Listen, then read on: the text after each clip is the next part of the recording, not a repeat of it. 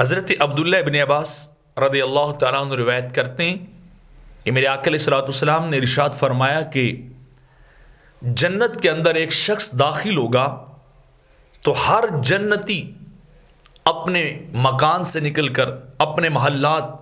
अपने बंगलों से निकलकर उसका इस्तकबाल करेंगे और उसे दावत देंगे कि तुम हमारे पास आओ,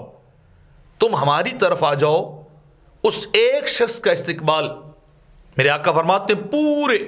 अहले जन्नत कर रहे होंगे और अपनी रिक्वेस्ट कर रहे होंगे, ख्वाहिश का इजहार कर रहे होंगे कि तुम्हें हमारी तरफ आना चाहिए, तुम्हें हमारी तरफ ज़रूर तशरीफ़ लानी चाहिए। तो जब ये बात मेरे आका अलैहिस्सलाम ने की तो बकर सिद्दीक पास बैठे हुए थे, तो उन्होंने अर्ज़ की कि अल्लाह के हबीब, अल्लाह के रसूल, वो शख्स कितना कामयाब और सुरखरू होगा कि जिस शख्स का इस्तकबाल जन्नत वाले कर रहे होंगे, सिर्फ इस्तकबाल ही नहीं करेंगे बल्कि उन्हें दावत देंगे अपने यहाँ आने की, अपने घरों में तशरीफ़ लाने की, उस शख्स को दावत दे रहे होंगे। तो वो शख्स कितना कामयाब होगा, कितना खुश नसीब और सुरखरू वो शख्स होगा जिसका आलम और कैफियत ये होगी। तो मेरे आका अलैहिस्सलाम ने फरमाया, हाँ बकर, क्यों नहीं, यकीनन वो शख्स